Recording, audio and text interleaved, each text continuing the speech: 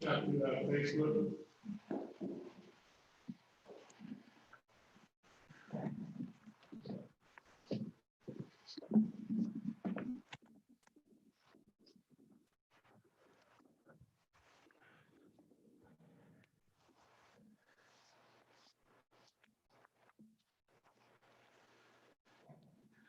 Right, we're going to begin the meeting tonight for the Conyers Rockdale Planning Commission, December 10th, 2020 meeting. And the first item on the agenda will be the housekeeping. Mr. Chairman, that has already been played. Oh, okay. Okay. Has it been played on Facebook and everything? Yes, sir. It's not. Okay. I'll do that then.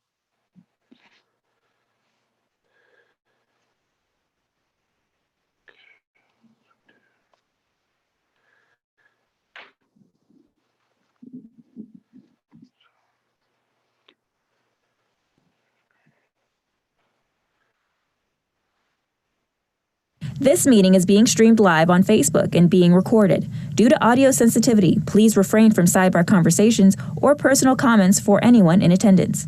There is a 15-second delay between the live meeting and the Facebook stream. All virtual participants' microphones will be automatically muted by the meeting facilitator. For those in attendance here in the auditorium, please do not stream Zoom or Facebook due to negative impacts on the audio.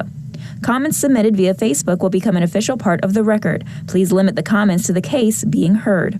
If you are joining us in person, each speaker must sign their name to the appropriate zoning case sheet and fill out a public comment card and submit it to county staff to register your intent to speak prior to the start of this meeting. If you are joining us virtually, you should have registered your intent to speak with staff prior to the start of this meeting.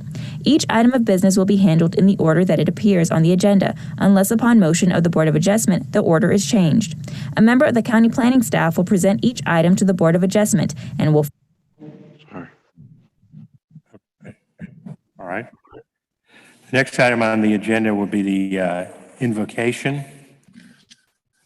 Please bow your heads. Heavenly Father, thank you for your goodness and grace that you generously pour out on us and all people.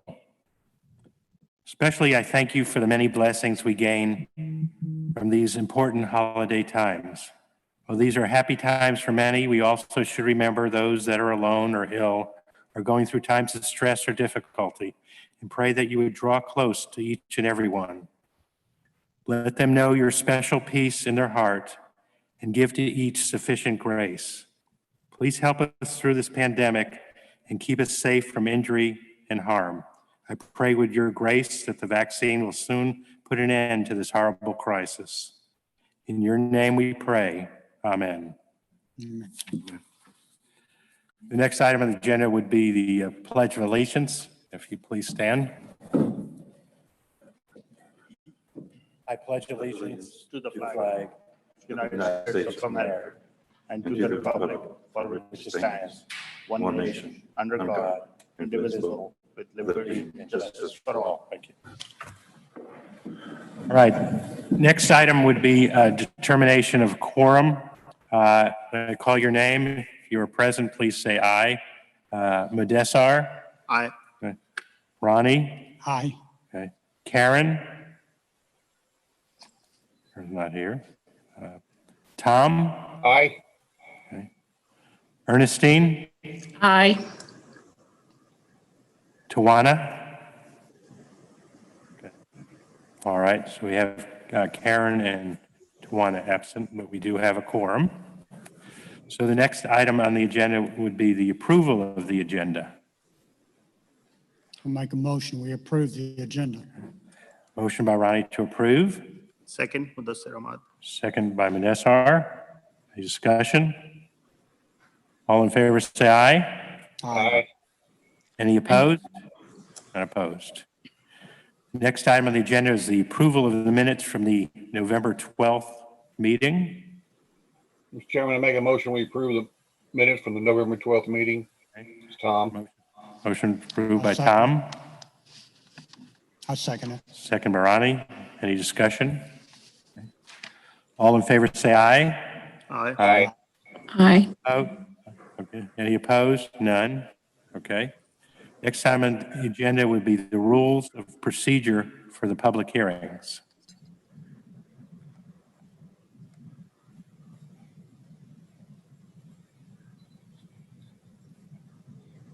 If you are joining us in person, each speaker must sign their name to the appropriate zoning case sheet and fill out a public comment card to register your intent to speak prior to the start of this meeting. If you are joining us virtually, you should have registered your intent to speak with staff prior to the start of this meeting. Each item of business will be handled in the order that it appears on the agenda, unless upon motion of the Planning Commission, the order is changed. A member of the city or county planning staff will present each item to the Planning Commission and will further provide a recommendation upon each item of business. The zoning applicant or the agent will state their name and address and will have 10 minutes in which to make his or her presentation. Any portion of their 10 minutes may be reserved for rebuttal following the opposition to the application. After the applicant's presentation, all registered speakers who wish to speak in favor of the application will then be heard. The secretary will call all speakers by name in the order of persons attending live in the auditorium, then persons attending via the virtual meeting. Prior to speaking upon the item, each speaker will state their name and address. They will also be limited to a total of 10 minutes. Once the applicant has made his or her presentation and the speakers in favor of the application have been heard, the secretary will call upon the registered speakers in opposition to the application. The speakers will be called by name in the order of persons attending live in the auditorium, then persons attending via the virtual meeting. The opposition will likewise be limited to a total of 10 minutes. Once the public hearing portion is closed, no other speakers will be heard. After all public comments have been heard, the Planning Commission may hold a general discussion. The Planning Commission will then vote and forward the recommendation on to the City of Conyers City Council or the Rockdale County Board of Commissioners public hearing. Thank you. Next item would be new business, and it's the City of Conyers. And it's item R1, case 08-2020. It's a request for a special use permit to establish a personal care home group in the mixed-use development MXD zoning district. The location is 1175 Green Street, parcel number C3000100003. The size is 1 acre. The owner is M&S Rental Properties LLC. And the applicant is Shelton Shateen, ordinance 1224. Mr. Gaither. Thank you, Mr. Chairman. Give me one moment, please. Mr. Chairman, just wanted for the record that Karen Benton has arrived and is present at the meeting. Okay. Thank you. Welcome, Karen. Okay.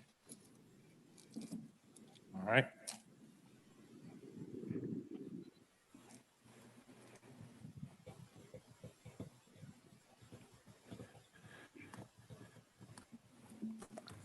Again, thank you, Mr. Chairman. This is case number 8 of 2020 is a special use permit. It is ordinance 1224 of the City of Conyers. The applicant is Mr. Shelton Satine. The property owner is M&S Rental Properties. Mr. Satine is part of M&S Rental Properties. The location, as stated, is 1175 Green Street. Its zoning is mixed use development. It is tax parcel C3000100003, 1 acre lot size or 1 acre total size. The property currently contains a 3,570 square foot building constructed in 1967 and remodeled in 1980. The remaining area of the lot is asphalt parking surface and landscaping towards the back. We get to, there's the location there for all of those who may not be familiar with it. I understand. I think this was the former location of maybe the boys club or something like that at one point. To the north, all zoning around it is zoned MXD, so the zoning is consistent with all those around it.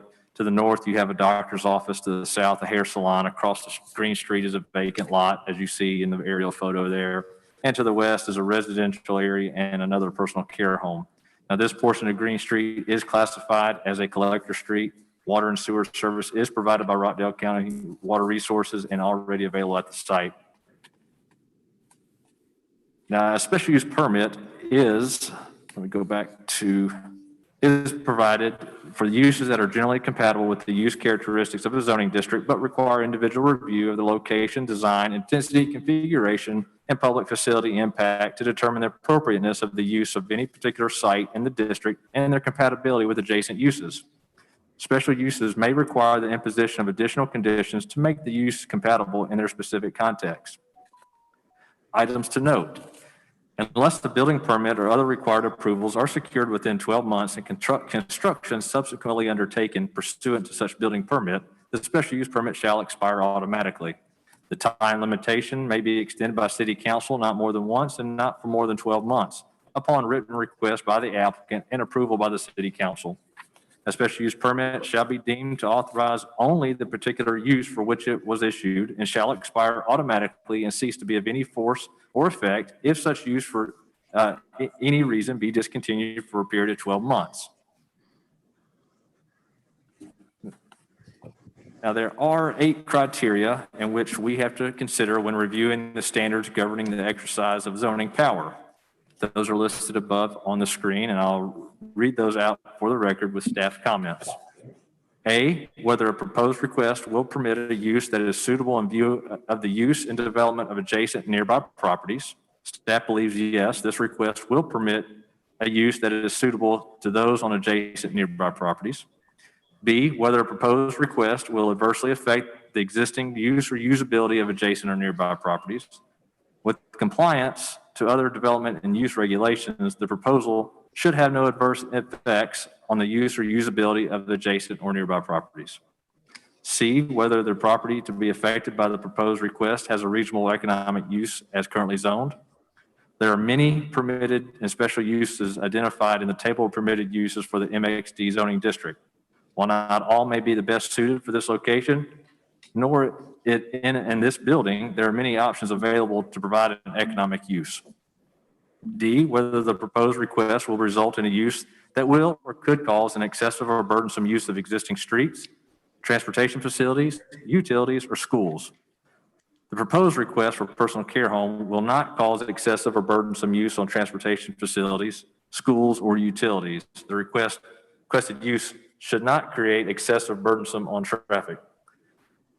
E, whether the proposed request is in conformity with the policy and intent of the comprehensive plan.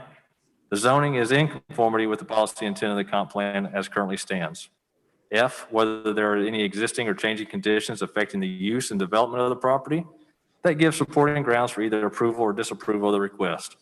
Staff is unaware of any existing or changing conditions affecting the use and development of the property or those nearby properties for that matter. G, whether the extent to which the proposal would result in significant adverse impacts to the natural environment. Staff does not foresee how the proposed personal care home would have any adverse impacts to the natural environment. And H, any other matters that may be deemed appropriate by the department, the planning commission, or the city council in review and consideration of this request. At this time, staff is unaware of any. So a personal care home, what is that? Well, a personal care home is defined by the City of Conyers zoning ordinance in section 8-715 as a building or buildings in which is provided housing, meals, and 24-hour continuous watchful oversight for one or more ambulatory adults, and that is licensed as a personal care home by the Office of Regulatory Service of the State Department of Human Resources, including, and there's 4 categories, a personal care home registered means a personal care home that offers care to at least 1, but not more than 3 persons. Personal care home family means a personal care home that offers care to at least 4, but not more than 6 persons.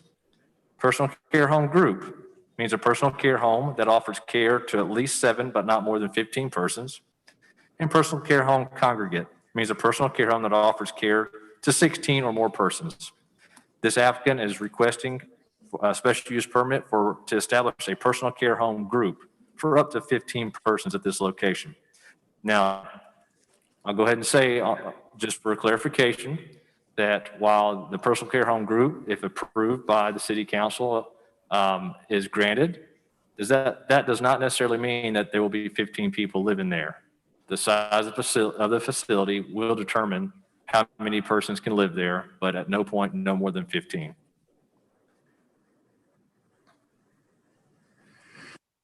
So there are supplemental use standards for a personal care home that must be followed by all personal care homes.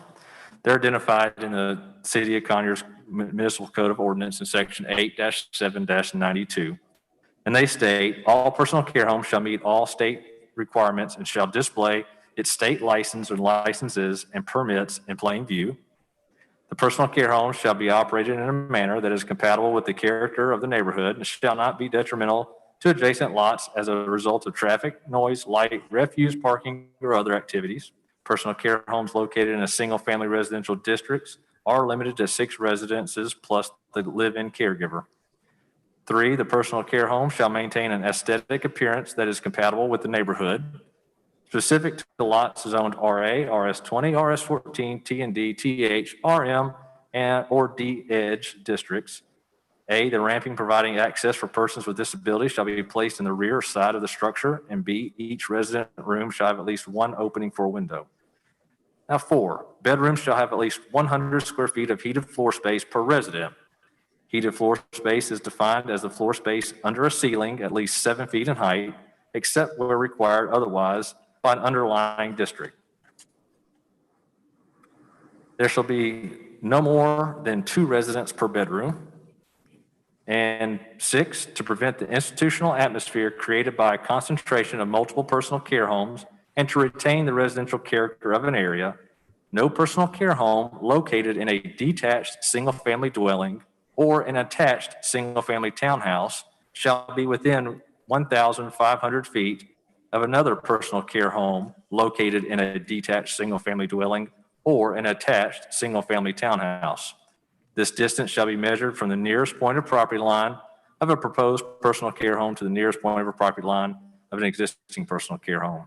Subsection A states that to ensure compliance with the aforementioned distance of separation from an existing personal care home, any party proposing a personal care home shall submit a site survey certified by a professional engineer, landscape architect, or land surveyor licensed in the state of Georgia to the Department of Planning and Inspection Services, verifying adherence to the stated distance of separation. And 7, all signs for personal care homes shall conform to the provisions in Chapter 5. Any sign that is illuminated shall only be illuminated externally. Number 8, no other business may obtain an occupational tax license to operate in any personal care home, including but not limited to home occupations and hospice care. Number 9, specific to a registered home personal care, specific to registered personal care homes, if operated by a corporation, partnership, limited liability company, or any other entity, then the administrator/operator identified in the state license application shall permanently reside in the registered personal care home. If operated by an individual, then the individual shall permanently reside in the registered personal care home. Now, the applicant has stated within the letter of intent that his business, Golden Bridges Assisted Living Incorporated, also provides adult daycare and private home health care.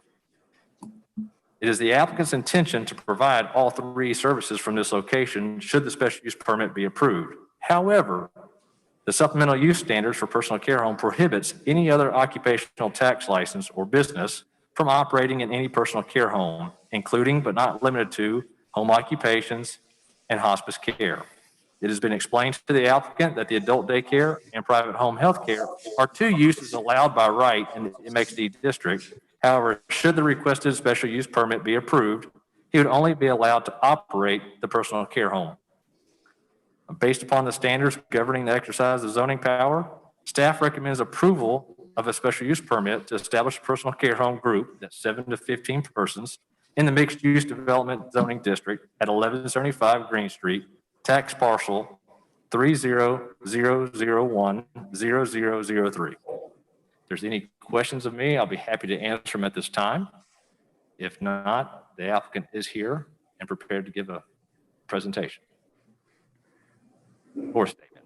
Any questions? None.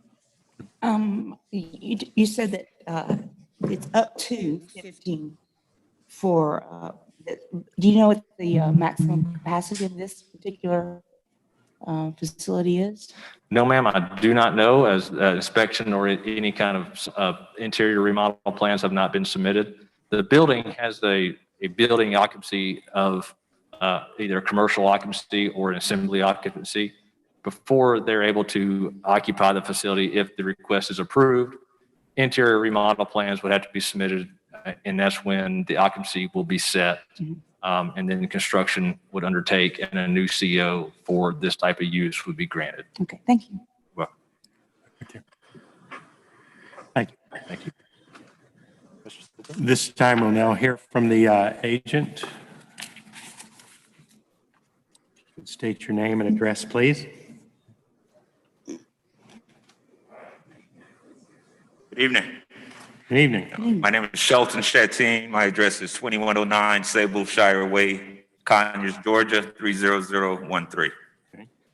Mr. Gaither did an excellent job in explaining what a personal care home is and a lot of technical language, but I kind of wanted to break it down in terms of the actual purpose for the special land use permit application. This is actually our third location. We've gone through this process successfully in the city of Stonecrest and in DeKalb County. And the litmus test at the core of any decision-making by any local municipality should be what impact is it actually going to have on the surrounding businesses and the surrounding citizens. And not only am I a business owner here in Rockdale County, but I'm also a citizen. So I recognize the importance of this special land use permit process, as well as different zoning requirements. Just like yourself, I don't want a liquor store next to my kid's high school or a strip club next to my place of worship. So it's very important to me that these types of processes run their course so the surrounding citizens have an opportunity in a venue to express how they feel. But in this particular instance, the impact to the citizens, which is the most important decision when these types of processes take place, is transparent. It's non-existent other than being a positive impact. Like Scott Gaither said, on one side of us is a doctor's office, and on the other side is a beauty salon. So we intend on actually utilizing the services of that doctor's office for all of our medical needs, as well as with the beauty salon. Maybe monthly they could spare a few stylists to come through and give manis and pedis and haircuts and hairdos to our residents. Furthermore, we intend on utilizing the Premier Medical Careers, which is a medical school that gives CNA designations, which is right down the street from us. My daughter actually had a CNA designation from that school, and we intend on using that as not only for them to do internships, but develop a partnership where we can actually use that as an employment pool. So in closing, when you talk about the impact to the citizen, I kind of like to use this analogy. My wife and I, we currently have 3 children at home. 2 should have been in college, but now they're back home with us because of COVID. So if they, 10 years from now, when they get married, have kids, and let's say, God forbid, they run into a financial crisis, and all of them have to move back home with their spouses and their grandkids, or our grandkids and their children. The only people it's going to impact negatively is my wife and myself, because it's going to change our household. But our neighbors would never know about it.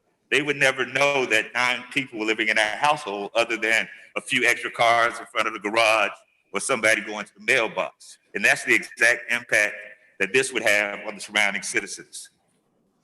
And to answer the young lady's questions about how many it's going to currently hold, we don't have any immediate plans for any major construction.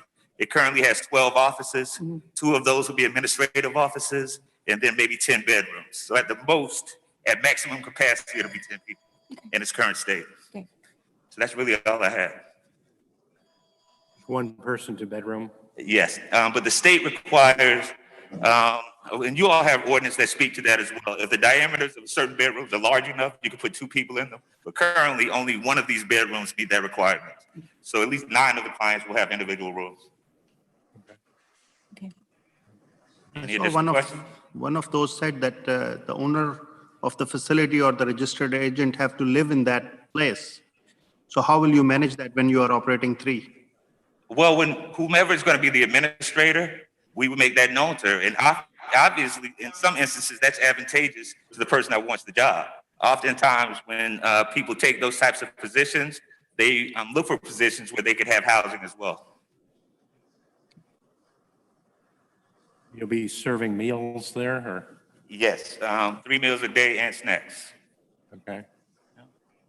So you have someone coming in each day? Yeah, what we were going to do was just hire a cook to cook for all of the facilities. In other words, prepare the meals there and then have them transported to the other 2 facilities. I see. Yeah. Does it require a commercial kitchen?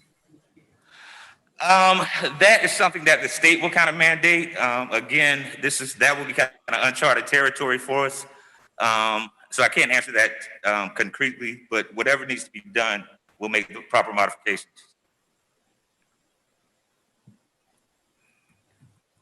Any other questions? Okay. Thank you, sir. All right, thank you. Okay. And we have anybody signed up to speak? Okay, all right. So at this time, we can, your comment? Mr. Chairman, as previously stated, staff recommends approval of the requested special use permit at 1175 Green Street. Okay, all right, thanks. All right, we're now in discussion and or a motion. Questions? Okay. Motion? I'll make a motion to approve. Motion by Karen to approve, Second it. second by Ronnie. Any further discussion? Okay. All in favor, say aye. Aye. Aye. Aye. Aye. The motion carries unanimously. Thank you. All right, item C2. This is case number 09-2020. It's a request for a special use permit to establish a home occupation for lawn care and maintenance in the RS 14 zoning district. The location is 2819 Village Court. The parcel is 8900100038. Size 15,487 square feet. The owner is Shannon Hill, and the applicant is Shannon Hill. Okay, sir. Thank you, Mr. Chairman. The property currently contains a 2,876 square foot single-family detached home that was constructed in 2019. This is, as should have been noted, as within the Centennial Village subdivision. To the north, let me find the zoning. Okay, Will. To the north and all around it, you have RS 14 zoning and single-family detached dwellings abutting all this lot. This is an older aerial photo, as you can tell there, but the star indicates the location of the residents requesting the special use permit.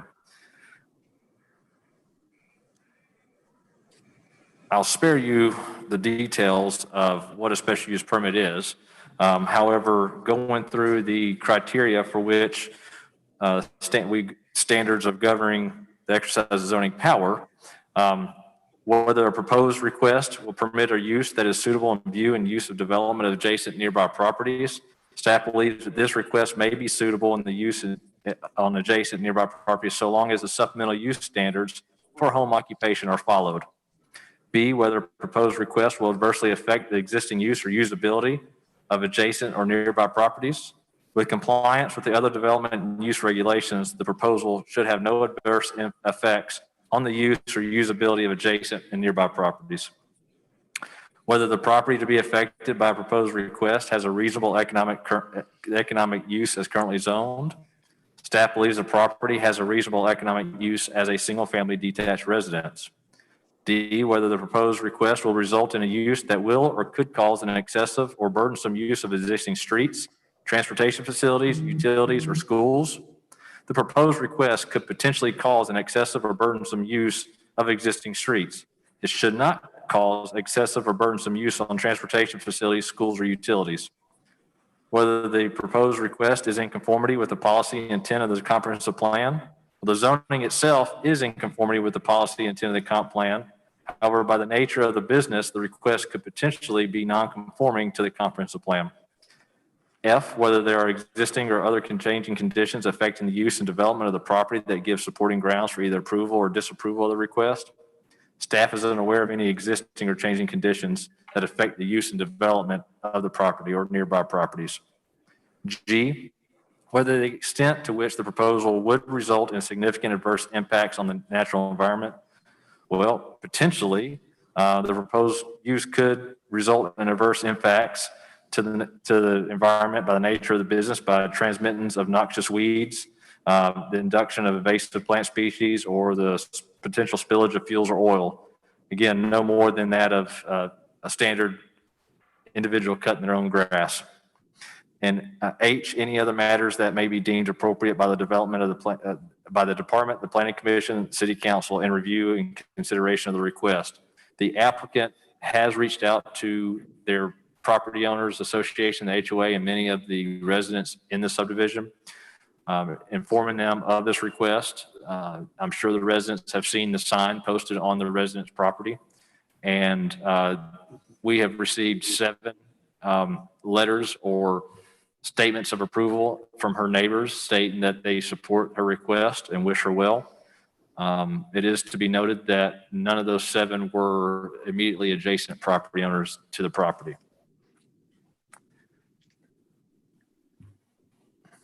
Now, a home occupation is defined as customarily carried on by an occupant of the dwelling unit as a secondary use that is clearly incidental to the use of the dwelling unit for residential purposes and operated in accordance with the applicable provisions. There are supplemental standards for home occupation. These are quite lengthy. Please bear with me. I think it's prudent for the record and those that may be in the audience that these are read through, because these are the standards that any home occupation would be held to and required to comply with. 1, only residents of the dwelling containing the home occupation may be engaged in the home occupation. The dwelling unit shall be the primary and legal place of residence for the owner of the home occupation. A home occupation shall be conducted entirely within the living area of the dwelling unit, which may include the basement. Use of the building for the purpose of a home occupation shall not exceed 25% or 500 square feet of the gross floor area of the principal building, whichever is less. Such space may also be contained in a lawful accessory structure. Number 2, no person other than a resident of the dwelling shall work on the premises. The dwelling unit must be the primary and legal place of the residence for the owner of the home occupation. Owner of the home occupation is defined as an individual, not a partnership or corporation, which has sole ownership of 51% or more of the stock, asset, or value of the home occupation. Renters shall provide written and notarized evidence of owner's approval for a home occupation with their application. 3, the home occupation shall be clearly incidental and secondary to the residential use of the dwelling and shall not change the essential residential character of the building. 4, there shall be no display of storage of products, materials, equipment, or machinery where they may be visible from the exterior of the residence, except for bona fide agricultural products grown on the premises, may be displayed in the residential agricultural zoning district. 5, home occupation shall not include manufacturing or repair businesses. Retail sales shall also be prohibited on the premises except for products or goods produced or fabricated on the premises as a result of the home occupation. Said items may only be those produced on the premises or incidental supplies necessary for and consumed in the conduct of the home occupation. Samples, however, may be kept on the premises, but neither sold nor distributed from the residence. Said retail sales shall not be defined to include the exhibition of a sample and the subsequent order and delivery of goods. 6, all signs shall comply with Chapter 5, Conyers Sign Ordinance. Signs located within any residential district shall only be externally illuminated. Window displays shall not be utilized. 7, no internal or external alterations inconsistent with the residential use of the building shall be permitted. No separate building entrance or driveway shall be permitted for home occupation. 8, the occupation shall not constitute a nuisance to the neighborhood.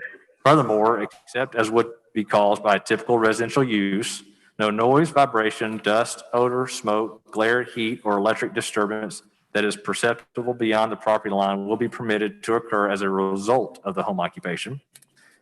A, no automobile painting, bodywork, salvage, or commercial repair, taxi service, van service, limo service, wrecker service, car wash, etc. shall be conducted. B, no machinery or equipment shall be used that generates noise detectable outside of the accessory structure. C, there shall be no assembly or group instructions in connection with the home occupation. D, toxic, explosive, flammable, combustible, corrosive, radioactive, or other restricted materials, if any, shall be used, stored, and disposed of in accordance with the International Fire Code and the National Fire Protection Association Life Safety Code. Activities conducted and material equipment used shall be of a nature to require the installation of a fire safety features not common in residential. E, no on-street parking associated with the business shall be permitted. No traffic shall be generated by such home occupation in greater volumes than would normally be expected in the neighborhood. F, if customer contact is involved in the home occupation, at least 2 off-street parking spaces meeting the standards of section 8-7-93 shall be provided in the rear yard or in an enclosed garage. G, in no case shall the home occupation be open to the public or receive deliveries earlier than 7 a.m. nor later than 9 p.m. H, deliveries to the home occupation business shall be made by a passenger vehicle, mail carrier, or step vans, including express delivery services, and must not restrict traffic circulation within the residential district. I, the home occupation shall not cause the fire rating or occupancy type of the structure to change pursuant to the currently adopted building and/or fire code. And pursuant to the above requirements, a home occupation includes but not limited to the following: art studio, including painting, sculpting, composing, and writing; dressmaking, sewing, and tailoring; cottage food operators; home crafts such as model making, rug weaving, lapidary work; professional office of a lawyer, engineer, architect, accountant, salesman, real estate agent, insurance agent, or other similar occupation; consultants, representatives for the sales industries having no product displayed on site or for distribution; teaching of any kind; shop of a barber, beautician, manicurist, or similar occupant, provided facilities are designed to accommodate only 2 persons at a time; telephone answering services and office service to include word processing, bookkeeping, transcribing, data entry; computer applications and internet sales, not including sales of computers or software.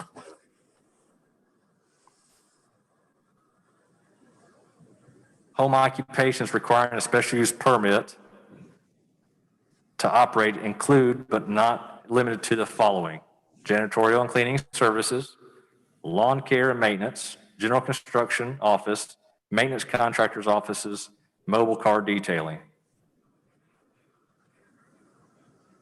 And one of the most important things about home occupation: no material, equipment, or business vehicle shall be stored or parked on the premises unless they are confined entirely within the residence or in an enclosed garage, except that one business vehicle with a carrying capacity which shall not exceed 2 tons, used exclusively by the resident, may be parked in a carport, garage, or rear yard.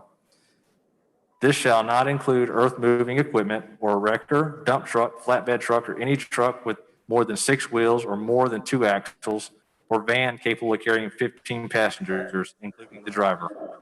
Now, in an effort to, as stated earlier, in an effort to inform the residents within the Centennial subdivision, the applicant did email the majority, if not all, within the subdivision explaining her request.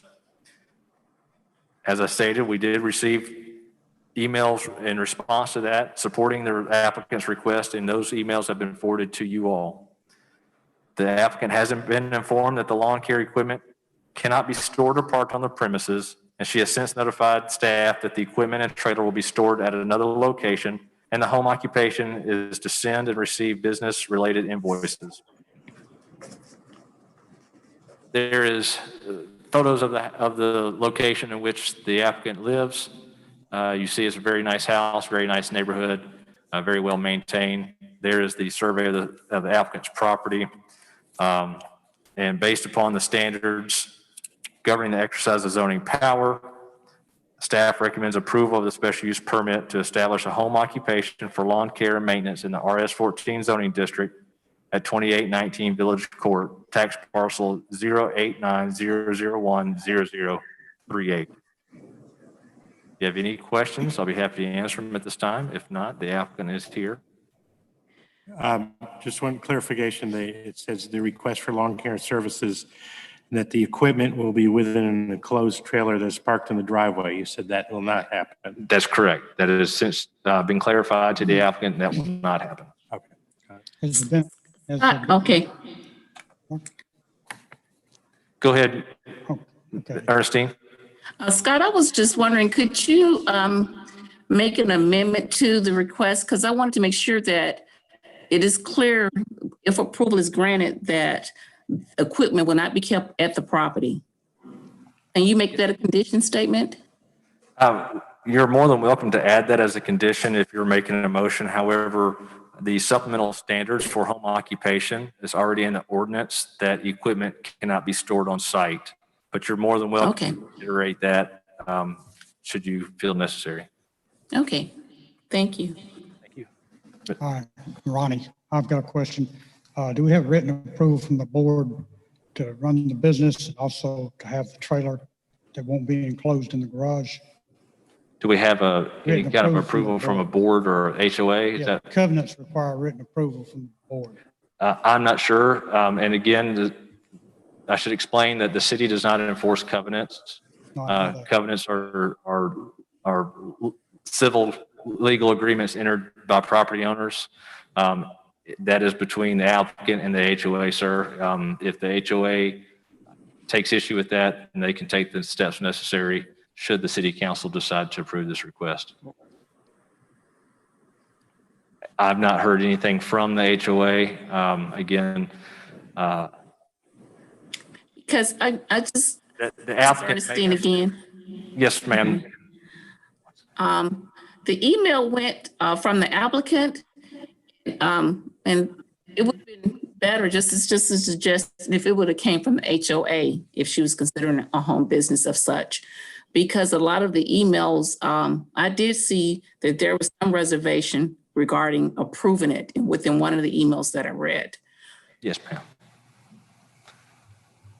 Yes, ma'am. I saw that as well. And again, while it's always a good idea to have your neighbor's support, that's not something that I have the ability to weigh upon, given the governance of those criteria for granting a special use permit and exercise. Yes, sir.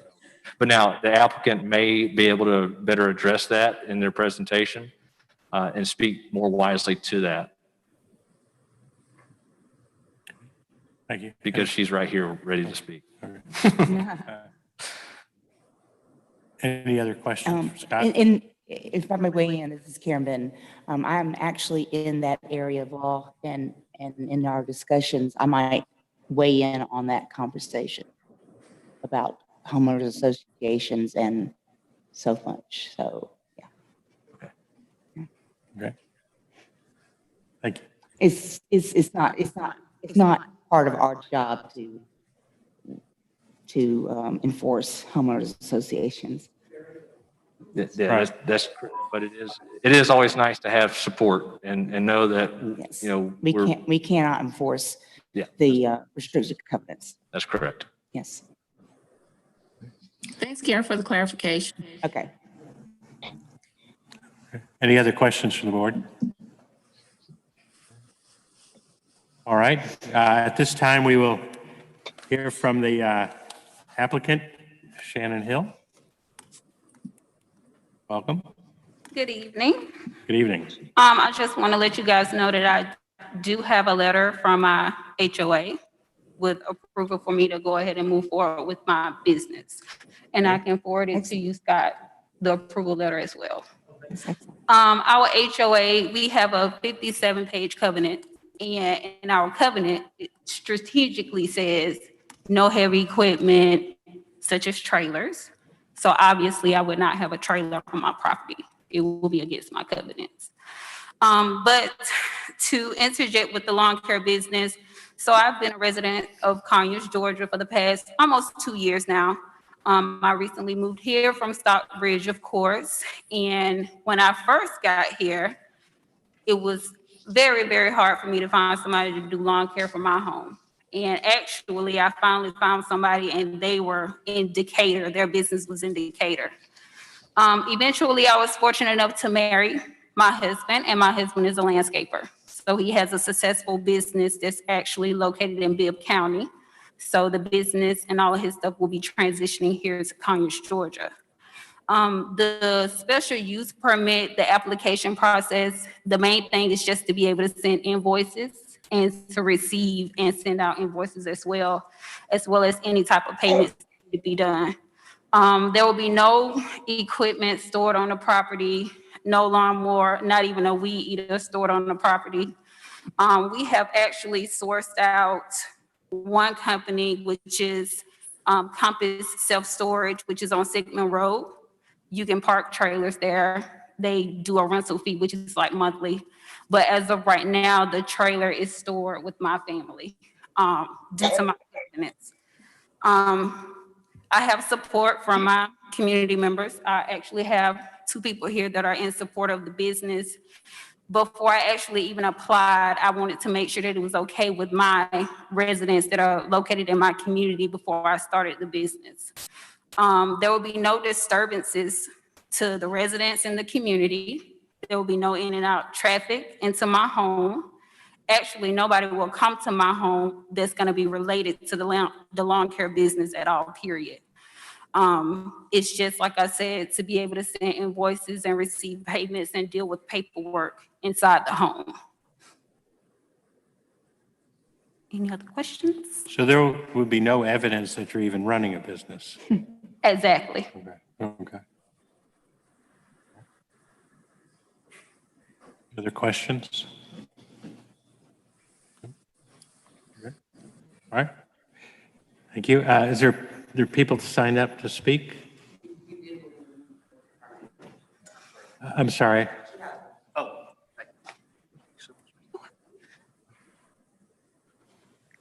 Yes, sir, there are. There are 2 people who would like to speak.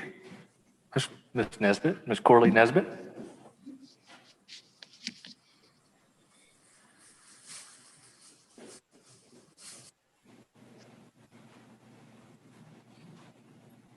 Good day, my name is Coralie Nesbitt, and I have been a resident at Centennial Village since July 2019. And when my neighbor asked, did we have any problems with her running her business out of her home, the first thing I said was, are you going to be seeing clients there at your house? And she said, no, of course you go and take your lawn equipment and you cut people's grass. I said, well, the lot next door to me has not been cut by the owners. Can your husband cut that lot for me? I'll pay him. She said, absolutely. So I put her to work right away. One of the reasons why I came forward is because there was a discrepancy pertaining to our HOA allowing businesses out of our homes. Well, I intend to become an interior decorator online exclusively, but apparently because I'm going to use my home address, you have to go through this whole process, which I'm really wanting to speak. We have to catch up with the times. I'm sorry for snapping my fingers, but this is 2020. Everybody's working from home. People are starting new businesses. We should not have to go through all of this to start a new business. I was in Newton County. I go down, fill out the paperwork.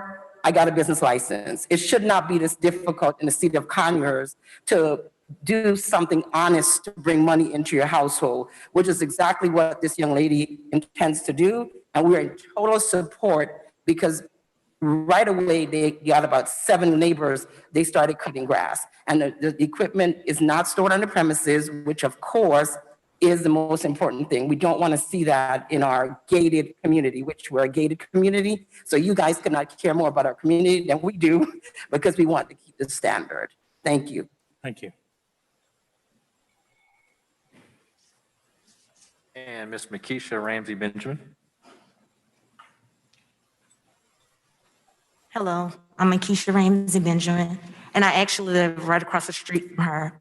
And unbeknownst to me, until somebody actually said that she had a business, I had no clue that she was even doing that. So of course, like I said, I live right across the street from her, and I don't have a problem with it. So I'm in support of it. I don't have an issue with it. That's it. Thank you. Thank you. Mr. Chairman, just as a point of clarification,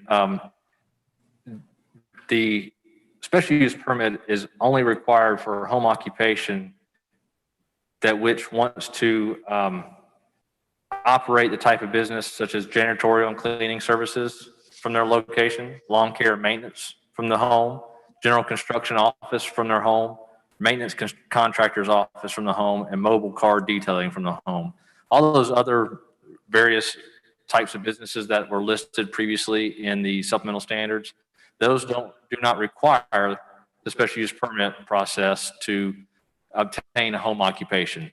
Just those types of uses that could be potentially incompatible with the use and character of a residential area require the special use permit. That's why we have this extra step to vet them and to make sure that the controls are there to ensure the value of the neighborhood is maintained. Thank you. Thank you for the clarification. Helpful. All right, are there any other questions? We're now in discussion and our motion. I'm very confident that now that the homeowners association is backing them, that there's no problem. I mean, it's nothing different than everybody fleeing to their homes, working from home. Right. It's just no different than that. And I'd like to make a motion that we approve. Okay. Motion to approve by Karen. Second. Second by Vanessa. Any discussion? All in favor say aye. Aye. Aye. Aye. Motion approved. Any nays? I thought everybody said aye. Okay. Motion approves unanimously. Thank you.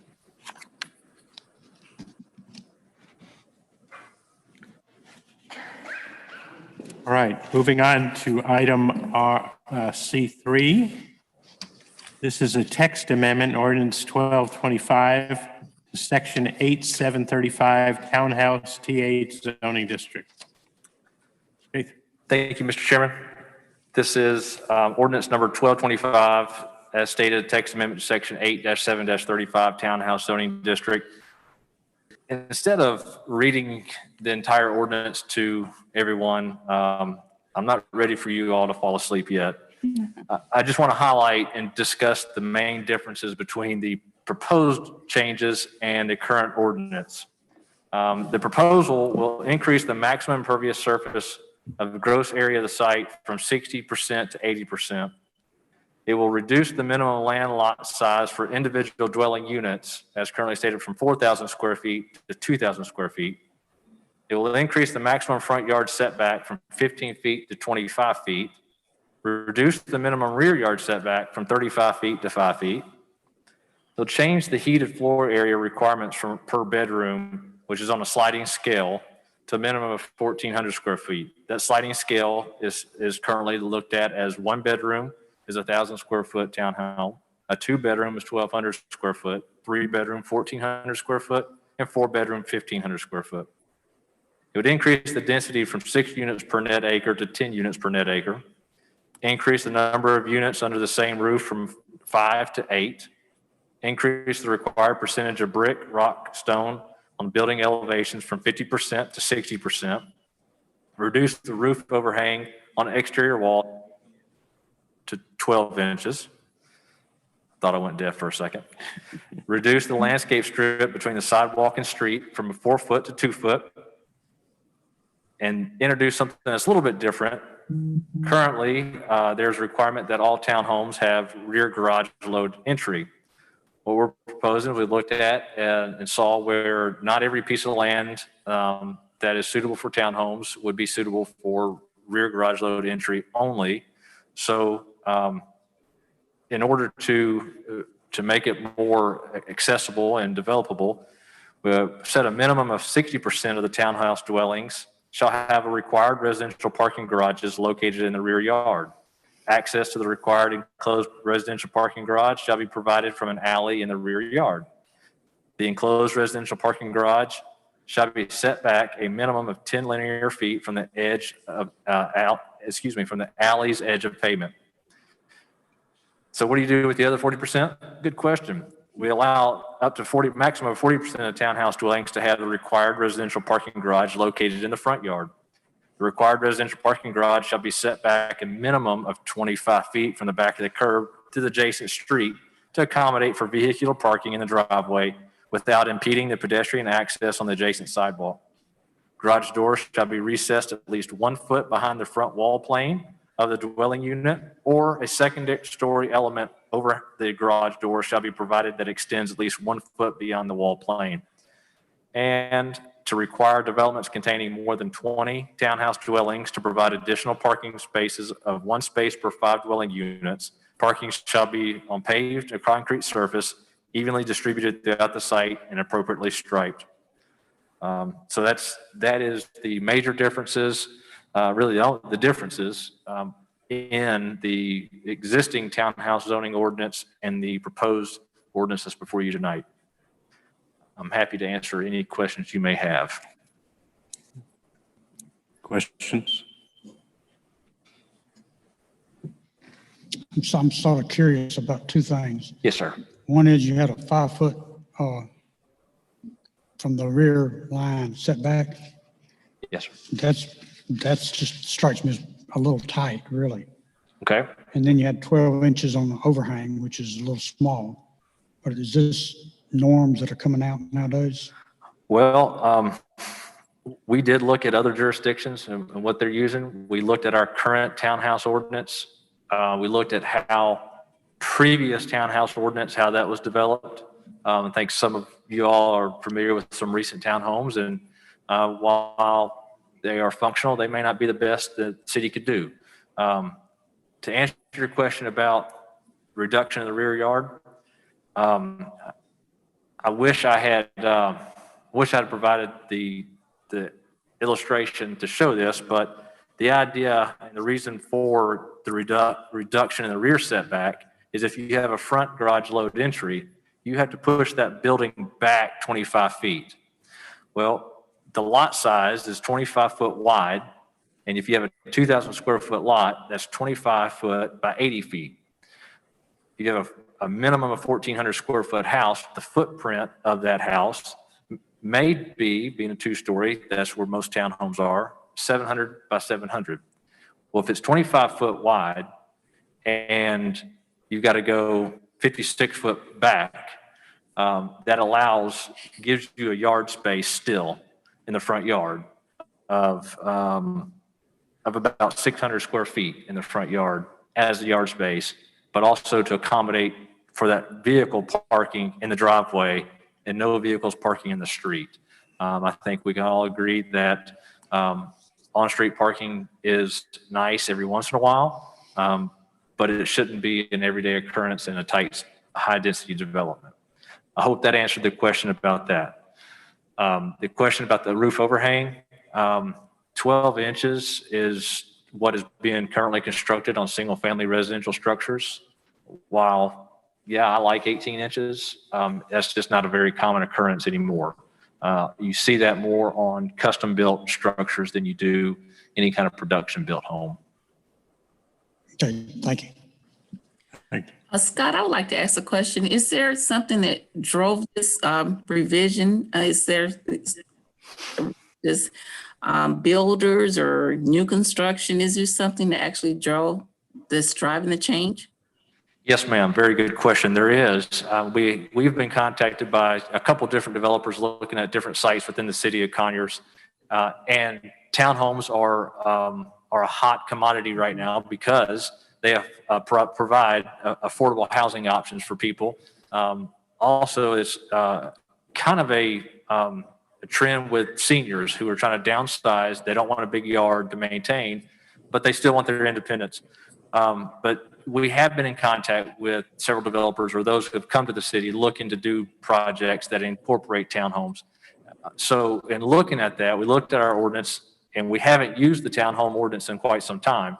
And it may be because some of the requirements like the 4,000 square foot lot and the requirement of rear garage load entry may have been prohibitive in the past. So we look at that and we say, okay, how can we accommodate, or how can we make this where it's usable for developers? We have a development in Conyers now, this in the MXD zoning district. Some of you may have heard of it. It's called Eastmore. They have some townhomes that are under construction, and in phase one. In those townhomes, we looked at the lot size for it. We looked at the impervious area, and we said, you know what, these seem to be working well. We like how they're turning out. We like how they look. So how can we accommodate that elsewhere in the city? Now, that's a unique situation because it's in a character area and it has its own special area plan for East Moore, but we can mimic that in other locations very similarly. So that is what's driving the change for the townhouse ordinance and for future ordinances you may see regarding townhouses. Is that helpful? Very much so. Thanks for the clarification. Thank you. Any other questions? Thank you, Scott. Is there anybody signed up to speak?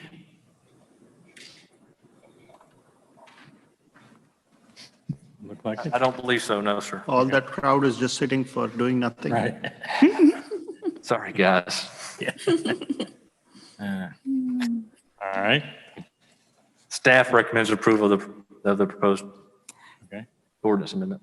All right. We're now in discussion and/or motion. I'll make a motion, we approve the ordinance as written. I'll second it. Motion by Ronnie to approve, second by Karen. All in favor, say aye. Aye. Hi. Aye, motion approved. Unanimously. Okay, we are on to item C4. Ordinance 1226, text amendment to section 8744 Gateway Village GV zoning district. Thank you, Mr. Chairman. Now, I think I said last time that any any text amendments that we're seeing, you know, there's maybe a pattern here that deals with townhouses. So this ordinance amendment is to the Gateway Village zoning district. And again, this proposal, the differences between what's proposed and the existing is the same language regarding the 60% rear load garage entry versus the 40% is the same. Required developments containing more than 20 townhouses, again, would have to provide additional parking throughout the development. Reduce the minimum lot area for individual townhouse units in the Gateway Village is currently 6,000 square feet, and to reduce that to 2,000 square feet. Again, a 25-foot wide lot, and that'd be an 80-foot depth lot. So that's a pretty significant reduction from a 6,000 square foot lot. It's kind of hard to do a townhouse, which is an attached single-family unit on a 6,000 square foot lot, is what we're seeing, and that's what we've been hearing. To increase the lot coverage for individual townhouse units from 40% max in the neighborhood village sub-area and 60% max in the urban village sub-area to 80% max in both sub-areas. To increase the front yard setback for townhouse dwellings to 15-foot max to 25-foot max. To reduce the rear yard setback for townhouse dwellings from 30-foot minimum to 5-foot minimum. To increase the number of townhouse units under the same roof in the urban village sub-area from 4 to 8 units. And here's something new. Throw this in here, see if you might pay attention. Floor covering stores south of Old Salem Road shall be restricted to lots fronting State Highway 20 and/or Highway 138 or any portions thereof. And then increase the lot coverage for multifamily in the urban village sub-area from 60% max to 40% max. And to remove the requirement that multifamily residences shall only be allowed in the mixed-use buildings.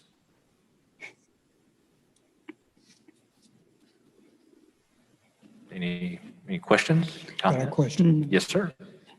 If I remember correctly, the shopping center, I think it's in this area, in this district, the one. Salem Gate? Yeah, where Cozumel is. Mhm. Weren't they talking about putting a floor covering business in there? Yes, sir. That is a tenant that I don't know if it's contract been approved or signed or agreed upon, but that is an anchor tenant that is looking to go there. If you recall, earlier this year, we did a text amendment to allow floor covering stores greater than 50,000 square foot to be located north of Old Salem Road. Anything south would have to put that smaller could not exceed that 50,000. This is a portion of that was overlooked and should have been done at that time. And that cleans this up, is by adding that language that floor covering stores south of Old Salem Road must front on State Highway 20 or 138. Okay. Scott, is there any heated floor space requirement? The heated floor space requirement in the Gateway Village is built into the ordinance already, and it's a sliding scale as well. I'm sorry, I did not come prepared for that question on the Gateway Village, but it's already in there. We're not proposing to change that because it's consistent with what we have or what we're proposing with townhome. Okay, thank you. Any other questions? Thank you. We're now in discussion and our motion. I'll make a motion that we approve ordinance 1226. Move to second. Tom. Motion to approve, second by Tom. Any further discussion? All in favor say aye. Aye. Aye. Aye. Motion carries unanimously. Item C5, ordinance 1227, text amendment to section 8739, mixed-use development zoning district. City of Conyers. Thank you, Mr. Chairman. Again, the theme of the night on text amendments is townhouses, huh? We might have something up our sleeve, right? Yeah. So the difference here is we're proposing to reduce the minimum yard setback for townhouse dwellings in MXD from a 35-foot to 5 foot. And Ms. Burrell, you asked about the setback before. What we saw is when you have multiple requests or you get requests for the same type of variance over and over and over, maybe you need to look at your code and make an amendment. Maybe it's not working the way you intend. Ordinances are living, breathing documents, and they need to change from time to time to stay current. And I mentioned previously a development you all may have heard of, Eastmore, and those townhouses that are being built out there now. When that site plan came in with those townhomes and it's situated on those lots, yeah, it showed a 35-foot, and they requested a reduction. And administratively, the director was able to do so, and we made that change. And looked at it moving forward, it's not a bad idea that you set that as your minimum rear yard setback. So while they can certainly go further than 5 foot into the lot, it's not a maximum, it's just that minimum. They can't go any further to the alley than 5 feet. Any questions? Question? Okay, thank you. Nobody signed up to speak? I don't think so. I'm happy to let someone else speak. Okay. He's in charge of crowd control. Yeah. Really? Keep it down out there. All right, we're now in discussion and a motion. Mr. Chairman, I'll make a motion that we approve the changes to ordinance 1227 amendments. Motion by Tom to approve. Second. All right, who wants to claim the second? Okay. At the same time. Okay, second. For the record, okay. But that's our, okay, for the second. Okay. Any further discussion? All in favor, say aye. Aye. Aye. Okay. Motion approved. All right.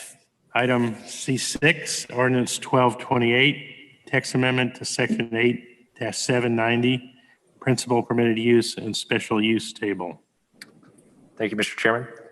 So table of permitted and special uses identifies all the zoning districts and all the various uses that are allowed within those zoning districts. One of them that sticks out is currently townhouses, which are a single family attached dwelling unit, typically a fee simple. is a permitted use in the residential multifamily zoning district. The residential multifamily is intended for apartments, for rent, and condos, things of that nature, where the property is common and maintained by an ownership group or the association. Staff's proposing to remove townhomes as a permitted use in the RM zoning district. We would like to preserve our RM district for those traditional multifamily uses. Say it one more time, please. Sir? I said, read it one more time. Okay. I'm sorry. To remove the townhouse as a permitted use in the residential multifamily zoning district. So what the difference does it make? Residential multifamily versus townhome? So with townhomes are a fee simple product, a single family attached dwelling unit. Multifamily is typically the apartment. Excuse me? Apartment building? Yes, sir. Apartments and condos where you have the property is owned and managed by an agency or a corporation that provides rent. So we want to remove our single family dwelling options from the multifamily district. We want to preserve our multifamily district just for those high density multifamily uses. Okay.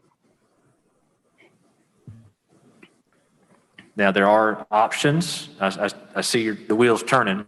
There are options within our ordinance, such as the mixed use, MXD, mixed use district, in Gateway Village, also to have multiple uses on a property that kind of blend together. But as far as our individual standalone zoning districts, trying to clean those out, and we don't have developers coming in and saying, I don't want to build to your apartment standards in your RM zoning district. I want to build these townhomes instead.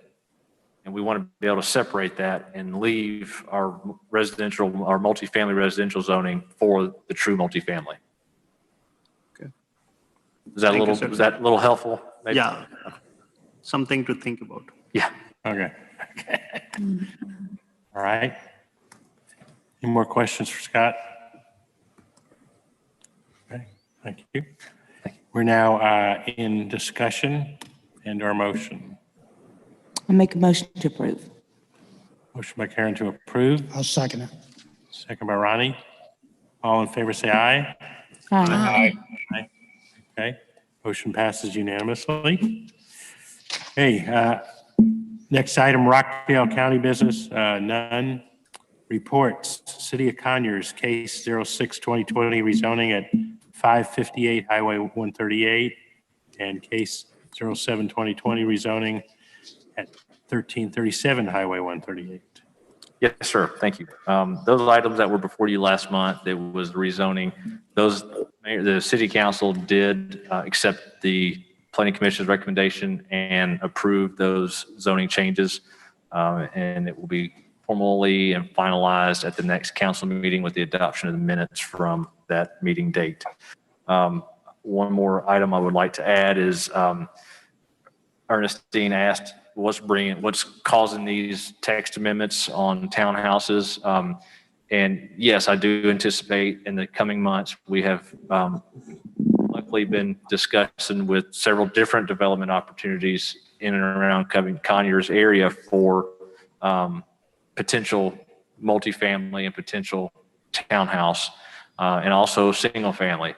So I'm grateful to say that development in the city of Conyers is moving along, and we're getting a lot of interest. It's important to Ms. Flanagan and I and the city council that the ordinances that are in place are able to allow the development to continue and to come and to bring forth. But it's even more important that we get it right and that we have a product at the end of the day that we're not ashamed of, or something that we're proud of, and that will make Conyers a more beautiful city. And I think we're on that right path. I think that we're putting together a unified front to make sure we get quality development. But we also have to understand as well that our ordinances are not perfect, So that's why we bring them to you guys to make the amendments, to discuss them. And we do get input from developers. We get input from design professionals. We have an engineer that works for the city, and I've asked him to look at these ordinances. I couldn't tell you how many hours between Marvin and myself drawing out potential problems and solutions and trying to come up with the best scenario, and gave them to Brian to say, hey, from a design standpoint, does this work? From a design standpoint, how would you manipulate this to value engineer it? So we're trying to find those loopholes and close them, but also understand that there's got to be some flexibility at times. And I think particularly with the change, if the city council moves forward with your recommendation, the change from the rear load entry only to allowing some mixture of front load, I think we could see some things that are very beneficial. So, Scott, I think we're very, very, very lucky to have you. oh, no, ma'am, it's not just me. It's Oh, I know. We have a good Marvin- staff. We Marvin have has a put a very, lot- very, very, and Marvin. Marvin has put these I know. wheels in motion a long time ago, and I know. he's laid the groundwork for most of everything we have. I think just about everything we have. Well, there's a reason why you came back to us, isn't there? But he made it easy, so I know. I wouldn't have to work. And A good we team. appreciate, we Good really teamwork. appreciate you and your hard Well, work. thank you guys. All right. Yeah. Good teamwork. That's all I have. Thank you so much. Thank you. Scott, I got one comment I just wanted to make. I really appreciate how you presented today. You gave some definitions, some background, some special use. You may allow, or at least me, to make a more informed decision. So I really appreciate the format in which you presented the material today. Thank you. And I always, if there's something that y'all are not getting from staff, if there's information that's missing or how it's presented, if it's not clear, it's helpful. You don't have to call me out, you just drop me an email saying, hey, it'd be helpful if you did this next time. That helps me to be able to know my audience better, to give you the information to make those decisions. So I'm always open for feedback. And I think I can't speak for Tiris and the county, but I think the county staff, they're professional, and they would probably welcome the same thing. Yeah, the county does a very good job. Yeah. Absolutely. We would love to have that input. Yes, yes. Scott, before you go away, You can't sit down.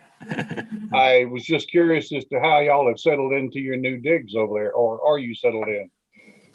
We're not settled in. To put it calmly, the move happened. It was anticipated last Friday that the city would be shut down and everybody would move. Well, rain was called for Friday. So Monday, calls are being made to certain departments saying, pack up, you're moving tomorrow. So it was kind of hectic last week, but I feel that I get there a little before 8, and before I know it, it's 3 o'clock in the afternoon. And it's not because we're just playing and enjoying the new building. It took me 3 days before I even walked around and saw stuff and saw other places. But we're extremely busy, and I'm saying we are extremely grateful for it. So, Tom, I say that to ask me in March how we get settled in. Well, I look forward to the 21st at your ribbon cutting and a nice tour. Yes, I'm looking forward to that as well. Like I said, I've not walked around the entire building. It looks small from the road, but I assure you it's much bigger on the inside than what it appears to be. Yeah, let me brag about it. It's a wonderful facility, beautiful looking, and we had the honor to see Marvin yesterday in his office over there. Oh yeah, from the diversity committee. Congratulations. All right. So I mean, it's a very, very good facility, and I'm sure that for 100 years we don't need anything else for the city. We shouldn't, no, sir. All right. Thank you. Thank you. Rockdale County, none for reports. The next regularly scheduled planning commission meeting will be next year, January 14th. 7 o'clock, 2021. same place, same time. All right, public comments? Since there's no public there, Mr. Chairman, Since there's I'd no like, public here, I guess Start there from the right or side. isn't any. Okay. Steve, All I right. would like to make a general comment. As many of you know, my wife and I dealt with the coronavirus most recently. We have successfully defended ourselves away from it. We're still on the mends. There's a little bit of residual. But in saying that, I want to encourage everyone to don't let the guard down. We've got the vaccines coming. Right.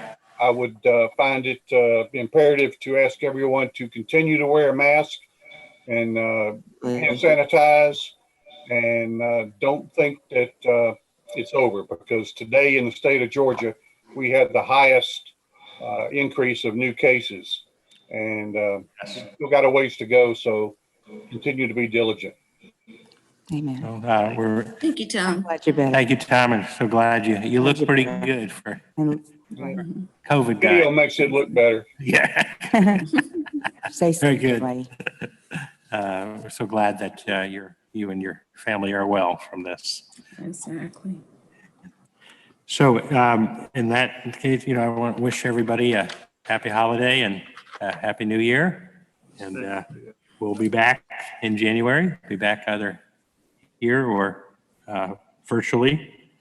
And are there any other comments, questions? Okay. Well, Motion to adjourn. motion to adjourn. Okay. Did you make? I'll make a motion. Yes. Okay. Did you Let's go. second that? I'll second it. I second that. Okay. All in favor, say aye. Aye. Bye. We're all agreed on that. Okay. We are adjourned.